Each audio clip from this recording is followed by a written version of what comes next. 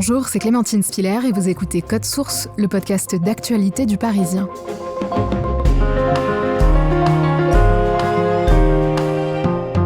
Après 12 années et 2 mandats passés à la tête de la mairie de Paris, Anne Hidalgo s'apprête à quitter son poste. Une fin de règne chaotique pour la maire socialiste qui n'est pas parvenue à organiser sa succession comme elle le souhaitait et a presque disparu des radars depuis son annonce en novembre 2024 qu'elle ne briguerait pas de 3e mandat.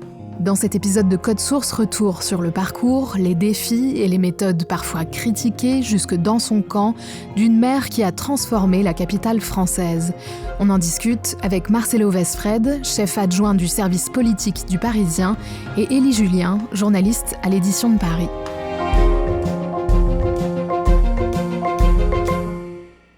Marcelo Westfred, Anne Hidalgo aura passé 25 ans à la mairie de Paris. Elle y est entrée en mars 2001 après avoir été élue conseillère dans le 15e arrondissement sous l'étiquette du Parti socialiste.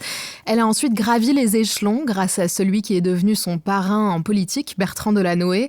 En quelques mots, quel a été son parcours ? C'est une fille d'immigrés espagnols qui confie le franquisme. Elle a une carrière au début d'inspectrice du travail. Elle gravit ensuite les échelons un par un dans les cabinets ministériels à l'époque de Jospin. Elle a notamment travaillé avec Martine Aubry. Et puis, elle devient conseillère municipale d'arrondissement d'opposition dans le 15e arrondissement. Et c'est à ce moment-là que Bertrand Delanoë l'a choisi pour être sa première adjointe. Il est à la recherche, à l'époque, disons-le, d'un profil qui ne lui fera pas beaucoup d'ombre. Et d'ailleurs, il lui donne comme première mission, comme délégation, le temps libre, bureau des temps libres, ce qui était quand même une formulation un peu atypique, et égalité femmes-hommes, là où normalement un premier adjoint a des dossiers assez lourds. Le maire de Paris l'a échappé belle. La nuit dernière, alors que la fête battait son plein, Bertrand Delanoë a été poignardé d'un coup de couteau à l'abdomen. Son agresseur... En 2002, Anne Hidalgo va être appelée à assurer l'intérim du maire de Paris après une agression. On est en octobre 2002, c'est la première édition de la Nuit Blanche. Vous savez, c'est cet événement parisien qui consiste à faire des jeux de lumière pendant toute une nuit. Bertrand Delanoë rentre d'un événement, il repasse par l'hôtel de ville, il me passe une tête dans un salon, et là, un individu de 39 ans lui saute dessus, lui plante un certain nombre de coups de couteau. On saura par la suite que le mobile homophobe, Bertrand Delanoë avait rendu public quelques années auparavant qu'il était homosexuel, et c'est la raison pour laquelle il est poignardé par cet homme que la justice reconnaîtra comme étant déséquilibré. Toujours est-il que pendant que Bertrand Delanoë est hospitalisé à la Salpêtrière, c'est Anne Hidalgo qui prend le relais et qui assure l'intérim. Bertrand Delanoë est hospitalisé pendant une semaine. C'est à ce moment-là qu'elle assure un intérim assez court. Après 2 mandats, Bertrand Delanoë décide de ne pas se représenter aux élections municipales de 2014. Est-ce qu'Anne Hidalgo apparaît comme la candidate naturelle à gauche pour lui succéder ? Alors certes, il y avait des rivalités internes, des gens comme Jean-Marie Le Guen ou le député Patrick Bloch, mais il n'y avait pas vraiment de suspense dans la mesure où Bertrand Delanoë assez tôt a préparé sa succession et a dit et répété qu'Anne Hidalgo, sa première adjointe, deviendrait son poulain, si on veut, et qu'elle lui succéderait, en tout cas qu'elle serait celle qui reprendrait le flambeau pour les municipales. C'est avec fierté que je reçois cette immense et belle responsabilité. C'est avec fidélité que je l'assumerai chaque jour au cours des 6 prochaines années. Anne Hidalgo est élue maire de Paris par la majorité de gauche au Conseil de Paris le 5 avril 2014. Dès le début de son mandat, elle prend des décisions fortes qui lui valent d'être aussi applaudie que détestée. Lesquelles ? Alors dans les dossiers qu'elle va pousser très tôt, il y a la piétonisation de la rive droite de la Seine, il y a la question de la Tour Triangle, qui est un gros projet immobilier qui va mettre quand même beaucoup de temps à arriver. Il y a le renouvellement du contrat Vélib qui va se révéler être un fiasco, il y a des problèmes avec le nouveau prestataire, il faut changer les bornes, enfin c'est une catastrophe. Plusieurs chantiers comme ça qui sont lancés de façon assez rapide, très offensive, au risque assumé de braquer une partie des Parisiens. C'est pas grave, elle assume, c'est sa méthode, faire suffisamment de vagues pour que ceux qui n'aiment pas protestent, mais qu'en revanche, son électorat, ceux qui ont voté pour elle, se disent « Tiens, on a une maire qui fait quelque chose ». Mais rapidement, elle se brouille avec l'ancien maire de Paris, Bertrand Delanoë. Pour quelle raison ? Alors Bertrand Delanoë, au début, la nomme parce que c'est une première adjointe qui ne lui fait pas d'ombre. Au deuxième mandat, à partir de 2008, il commence quand même à lui donner un peu plus de responsabilités. Il lui confie l'urbanisme, ce qui évidemment à Paris est un dossier fondamental. Et peu à peu, notamment une fois qu'il a raté le congrès du PS en 2008 à Reims, qui était le début normalement de ses ambitions nationales, il va être un peu moins présent. Et donc peu à peu, Anne Hidalgo va prendre le relais, mais leurs relations vont un petit peu se dégrader. Bertrand Delanoë, il fait partie de ces politiques qui n'aiment pas trop partager le pouvoir. C'est la même chose d'ailleurs pour Anne Hidalgo. Et puis il y a des événements qui vont provoquer carrément le divorce. C'est quand, en 2017, Bertrand Delanoë décide de soutenir Emmanuel Macron à la présidentielle.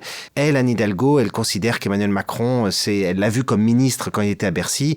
Ils se sont beaucoup opposés sur la question du commerce le dimanche, l'ouverture des magasins le dimanche. C'est une personnalité avec laquelle elle aura beaucoup de mal à travailler. Et donc, ce soutien de Bertrand Delanoë au candidat marcheur Emmanuel Macron, c'est quelque chose qui va provoquer le divorce entre ces deux personnalités.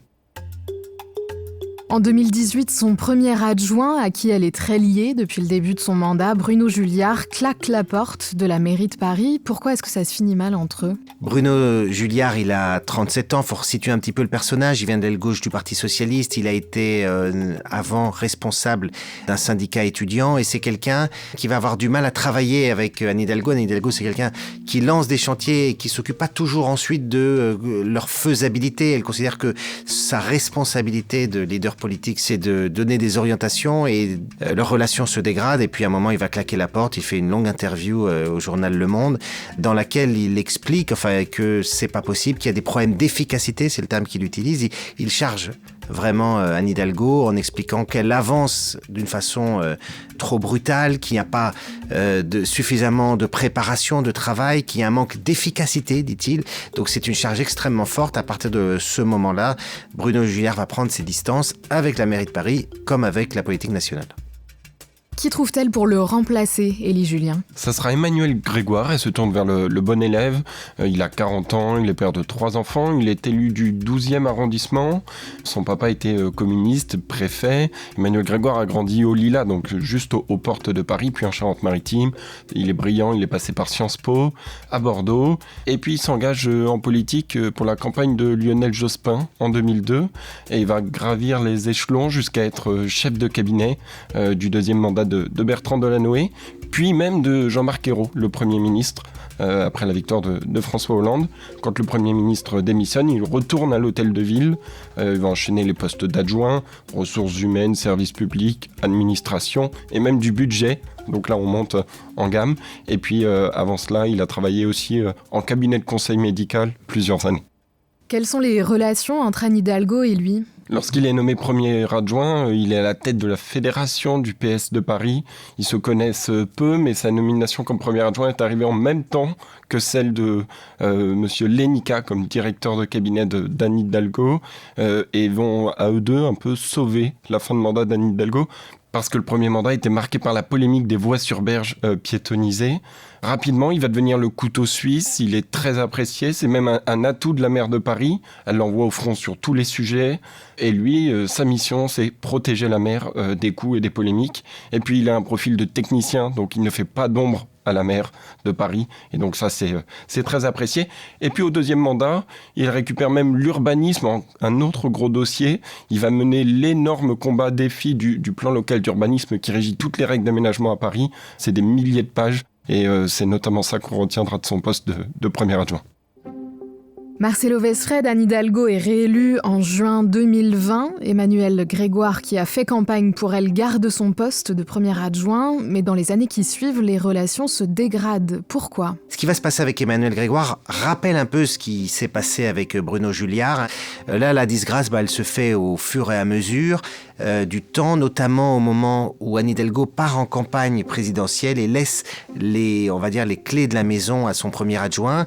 Premier adjoint qui, du coup, occupe un peu l'espace et elle fait partie de ces politiques qui n'aiment pas trop partager l'espace. Et puis, par ailleurs, elle va reprocher à Emmanuel Grégoire de ne pas l'avoir suffisamment soutenu, notamment au moment de ce qu'on a appelé le Tahiti Gate, c'est-à-dire ces déplacements en Polynésie, en Nouvelle-Calédonie, où Anne Hidalgo, en mélange un petit peu sa vie privée et son travail, son déplacement d'élu, et où elle considère, une fois que la polémique s'est déclenchée, qu'elle n'est pas suffisamment soutenue par celui qui est alors son premier adjoint. En juin 2024, Emmanuel Macron dissout l'Assemblée nationale et Emmanuel Grégoire se présente aux élections législatives de la 7e circonscription de Paris. Il est élu et quitte donc son poste de premier adjoint. Comment réagit Anne Hidalgo ? C'est un peu une surprise pour tout le monde d'ailleurs, pour tous les socialistes, pour tous les suiveurs de la politique, car à ce moment-là, avec le partage des circonscriptions du nouveau Front populaire, d'autres imaginaient plutôt une très proche, une des protégées d'Anne Hidalgo, candidate dans cette circonscription, qui se découpe entre Paris-Centre, le 11e et le 12e arrondissement. On imaginait Lamia El Harraj. Mais finalement, c'est Emmanuel Grégoire qui va lui damer le pion, qui va passer juste avant elle et obtient à l'arracher l'investiture au moment du choix du nouveau Front populaire. On comprend alors que c'est clairement une porte de sortie, qu'il n'en pouvait plus de l'ambiance à l'hôtel de ville, depuis que ses relations avec la maire étaient très dégradées. Il s'en va donc en faisant un pied de nez à Anne Hidalgo. On le pense alors s'éloigner de la mairie et aussi de son objectif de conquérir la mairie de Paris, mais pas du tout. Officiellement, il ne parle plus des municipales, mais on sait que ça reste dans sa tête. Et moins de 6 mois après avoir été élu député, il se déclare candidat aux municipales dans le Parisien, 18 mois avant l'élection municipale. Bonjour Emmanuel Grégoire. Bonjour. Député socialiste aujourd'hui, vous avez longtemps été le premier adjoint d'Anne Hidalgo à la mairie de Paris. Et aujourd'hui, votre ambition, c'est de vous asseoir dans le fauteuil de la maire en 2026. Oui, j'ai décidé d'être candidat pour être maire de Paris. Il fait cette déclaration avant l'annonce d'Anne Hidalgo disant qu'elle ne briguera pas un 3e mandat. Le lundi 25 novembre 2024, elle réunit finalement à l'hôtel de ville les maires des arrondissements de son camp politique. Qu'est-ce qu'elle leur annonce ? Elle va mettre fin au suspense. Tout le monde y allait de ses pronostics. Est-ce que la maire briguera un 3e mandat ? Les JO sont venus entériner son choix comme un achèvement du travail qu'elle considère terminé et bien fait, d'autant qu'ils ont montré Paris sous son meilleur jour. C'est pourquoi certains espèrent alors qu'elle se laisse tenter par un 3e mandat sous l'euphorie de ces JO, mais pas du tout. À ce repas, elle va rapidement leur dire qu'elle ne briguera pas de 3e mandat, et puis leur faire cette annonce qui claque. Est-ce que c'est une surprise ? Il y a forcément un peu d'émotion, nous rapportent des participants à ce repas. Tous vont la remercier, lui dresser des louanges, expliquer qu'elle a transformé la ville. Elle a aussi lancé beaucoup des maires d'arrondissement qui sont autour de la table. Certains, dans l'entourage proche de la maire, avaient été mis au courant avant même les JO qu'elle arrêterait. D'autres pensaient qu'elle allait y retourner. Anne Hidalgo insiste alors sur les valeurs telles que la transmission, le travail collectif. Elle ne prévoit toutefois pas de les abandonner. Elle leur annonce le nom du successeur qu'elle estime et il est autour de la table. Anne Hidalgo désigne celui qu'elle souhaite voir lui succéder à la mairie de Paris, le sénateur Rémi Féraud. Qui est-il ? C'est un apparatchik de la politique, il ne s'en cache pas d'ailleurs. Il est un peu plus âgé qu'Emmanuel Grégoire, 6 ans de plus. Aujourd'hui sénateur depuis 2017, il a été maire du 10e arrondissement, notamment pendant les attentats de 2015 qui ont durement touché cet arrondissement. Durant ce mandat, il a aussi porté l'installation d'une salle de shoot pour les consommateurs de drogue dans son arrondissement. C'est vraiment un fait marquant. Il est très proche d'Anne Hidalgo, a été coordinateur de sa campagne en 2014 et il a aussi été patron du PS Paris. Marcelo Westfred, comment ce soutien est-il perçu par Emmanuel Grégoire et dans les rangs de la gauche parisienne ? Emmanuel Grégoire ne se faisait guère d'illusions, il savait qu'Anne Hidalgo ne le soutiendrait pas. Anne Hidalgo fait le choix d'un fidèle parmi les fidèles. Rémi Féraud, il n'a jamais trahi Anne Hidalgo, c'est un personnage qui est très fidèle, elle fait ce choix-là. Par contre, évidemment, ça crée une division au sein du PS parisien, puisque le PS parisien va devoir choisir entre deux personnalités solidement ancrées dans le paysage local et depuis longtemps, qui d'ailleurs, deux personnalités qui s'entendent bien. Les maires d'arrondissement socialistes vont être sommés par Anne Hidalgo de prendre fait et cause pour Rémi Féraud. Donc la maire de Paris fait pression pour qu'il soutienne son protégé. Élie Julien, cette année, le 30 juin, c'est Emmanuel Grégoire qui est finalement désigné comme le candidat socialiste pour les municipales à Paris à l'issue d'une primaire interne. Il l'emporte face à Rémi Féraud. Est-ce qu'Anne Hidalgo se range derrière lui ? Après une primaire violente avec des attaques fortes d'Hidalgo envers Grégoire, je cite « Il n'a pas fait ses preuves, il m'a trahi » ou encore « Pour être maire de Paris, il faut être costaud sans dire non, ça va rassembler, ne pas parler de soi ». Elle dira aussi « Il y a quelque chose de l'ordre de la trahison quand j'ai découvert sa candidature dans les journaux et contre notre travail commun, je ne peux soutenir quelqu'un qui, ces 2 dernières années, a passé son temps à me tirer le tapis sous le pied. » Des sorties fracassantes qui étonnent un petit peu, d'autant qu'elle n'aide pas vraiment son poulain, Rémi Féraud. La maire de Paris adressera un message très court sur les réseaux sociaux pour respecter le choix des socialistes parisiens à cette primaire, mais tout le monde pense alors que c'est une défaite pour elle, pour ses idées, pour son leadership dans son propre camp. Et surtout, beaucoup de cadres du PS soutenaient Rémi Féraud, aussi par loyauté à Hidalgo. Le défi de réunir tous ceux qui se sont fait des coups bas pendant 7 mois est énorme pour Emmanuel Grégoire. Marcelo Westphred, au même moment, Anne Hidalgo semble prendre beaucoup de distance avec les affaires de la ville et la campagne qui démarre pour les municipales. Pourquoi ? Ces derniers mois, on a peu vu Anne Hidalgo à l'Hôtel de Ville pour une raison très simple. C'est qu'elle commence à se projeter sur la suite. Et la suite pour elle, c'est de briguer un haut commissariat aux réfugiés, qui est un poste de l'ONU très important, qui est un poste pour lequel elle a besoin de faire campagne auprès des hauts responsables de l'ONU. Et c'est la raison pour laquelle une grande partie de l'année 2025, elle sera par monts et par vaux, en Afrique, en Amérique du Sud. Elle ira même à un sommet sur les océans, comme si ça concernait la capitale. Pourquoi ? Parce qu'elle veut y croiser les responsables de l'ONU, ceux qui vont devoir désigner le titulaire de ce poste. On dirait qu'elle ne veut pas accorder son soutien à Emmanuel Grégoire, même s'il a été désigné par son camp. Est-ce qu'elle le justifie ? Officiellement non, simplement ce n'était pas son candidat pour la primaire, c'est sûr.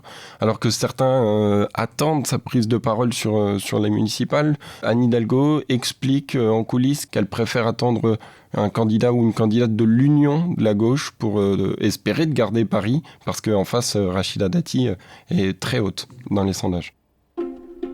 Élie Julien, le 18 décembre, les socialistes, les communistes et les écologistes à Paris scellent un accord pour présenter dès le premier tour une liste commune portée par Emmanuel Grégoire, ce qui en fait de facto le plus gros adversaire de Rachida Dati, la candidate de la droite et du centre. Toutefois, aux prochaines municipales, le mode de scrutin ne sera pas le même qu'aux élections précédentes. Expliquez-nous ça. Oui, alors il faut comprendre que depuis des décennies, écologistes et communistes et socialistes partaient chacun avec une liste au premier tour et souvent, même toujours, faisaient l'union à l'entre-deux tours pour garder depuis 25 ans Paris à gauche. Cette fois-ci, le mode de scrutin a changé. Les Parisiens, comme les Lyonnais et les Marseillais, devront voter 2 fois. Voter une fois pour le maire de Paris et une fois pour leur maire d'arrondissement. Ça change tout, ça présidentialise un petit peu l'élection municipale. Et donc la gauche se dit, on a besoin d'être unis pour essayer de garder Paris et séduire les Parisiens, d'autant que Rachida Dati est en tête dans les sondages avant cette union. Cette union leur permet de reprendre une courte avance et relance tout le débat et toute la campagne des municipales, sachant que cette alliance se fait sans la France insoumise, dont la majorité sortante ne veut pas. Marcelo Westphred, avec ce nouveau mode de scrutin, est-ce que ce sera plus dur pour la gauche de l'emporter ? En tout cas, ce mode de scrutin, il ouvre le jeu. C'est ça la principale nouveauté, puisque auparavant, vous aviez besoin vraiment de sécuriser des grands arrondissements qui vous donnaient beaucoup de poids au Conseil de Paris pour pouvoir l'emporter. Et du coup, la gauche faisait essentiellement campagne dans ces arrondissements clés de l'Est parisien, quand la droite faisait campagne dans l'Ouest parisien. Chacun assurait ses bastions. C'est plus du tout le cas. Une voix maintenant à l'Est vaut une voix à l'Ouest de la capitale. Et donc, vous pouvez avoir des effets de dynamique entre le premier et le second tour. Vous faites une superbe campagne, et ben vous pouvez espérer confirmer ou amplifier la vague au second tour. Ça intéresse, ça favorise potentiellement ceux qui n'étaient pas en poste ou les outsiders. C'est pour ça que la droite a beaucoup poussé pour ce mode de scrutin. La gauche, elle, ça l'oblige à aller chercher aussi des voix dans des coins où elle est moins représentée, à commencer par les quartiers les plus huppés de l'Ouest parisien. Emmanuel Grégoire aura donc mené campagne sans le soutien de la maire de Paris. Est-ce que c'est un handicap pour lui ? Handicap parce que ça vient étaler les divisions. Et c'est vrai que dans sa campagne, Emmanuel Grégoire passe beaucoup de temps dans des affaires internes pour rassembler les socialistes, pour négocier avec les écologistes, pour parler avec les communistes. Donc tout ce temps perdu, c'est du temps où vous ne faites pas campagne sur les marchés ou dans les médias. Après, ça le libère aussi d'une certaine façon et il le verbalise comme ça parce que la maire de Paris, elle a aussi beaucoup de détracteurs et parce qu'Emmanuel Grégoire, sa problématique, c'est d'apparaître comme un candidat quand même en rupture avec la continuité. On a plus de 20 ans de gestion socialiste. Il sait que ses opposants vont attaquer là-dessus, que ce soit chez les Insoumis comme à droite. Il a donc besoin de montrer que c'est une nouvelle méthode. D'ailleurs, il la présente comme une méthode d'apaisement, sous-entendu en rupture avec une méthode plus brutale qui forçait un peu les choses d'Anne Hidalgo. Donc cette absence de soutien peut aussi lui permettre d'essayer de montrer qu'il compte écrire un nouveau chapitre ou une nouvelle histoire.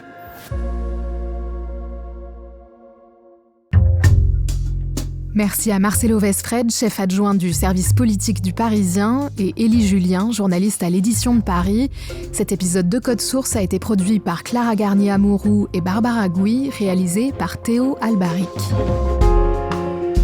N'hésitez pas à vous abonner à Code Source, le podcast d'actualité du Parisien, sur votre plateforme d'écoute préférée ou sur YouTube.